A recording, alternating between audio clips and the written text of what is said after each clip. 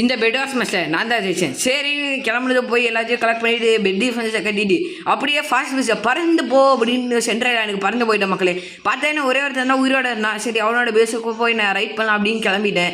சரின்னு தலைவன் முன்னாடி இருந்தான், நான் பின்னாடி ஓடி அவனோட பெட்டை உடைக்கலாம் அப்படின்னு பார்த்துதான் அவன் அடிக்க ஆரம்பிச்சிட்டான். நம்ம தான் போய் வீட்டில் புறாவாச்சே அவனை முடிச்சு விட்டு நான் பாட்டு பெட்டு உடைக்க ஆரம்பிச்சிட்டேன். அவனோட பெட்டை நான் முடிச்சிட்டேன், அவன் என்ன இப்போ முடிச்சிட்டான்.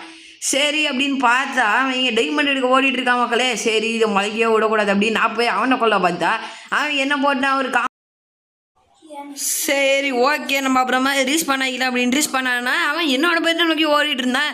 சரிடா இனிமேல் அவனை விடக்கூடாது அப்படின்னு நான் பாட்டு போய் அவனை முடிக்கலான்னு பார்த்தா அவன் என்ன முடிச்சிட்டான். சரின்னு பார்த்தா சென்டரில் ஓடிட்டு இருந்தான் மக்களே. சென்டரில் என்னடா இது எலி ஓடிட்டு இருக்கு அப்படின்னு நானே ஸ்பேம் பண்ணி நான் இருந்த வெறியில் அவனை போட்டு முடிச்சு விட்னேன். அவனை போட்டு நான் முடியல. ஆக்சுவலாக நான் போய் ஒரு வாயில் தள்ளி விட்டுருவேன் மக்களே. இந்த கிளிப்பில் மட்டும் இல்லை. லைக் பண்ணிடுங்க, சப்ஸ்கிரைப் பண்ணிடுங்க. இது வரது தான் லைக் அண்ட் சப்ஸ்கிரைப் வரட்டா அவ்வளோதான். லைக் பண்ணிக்கோங்க.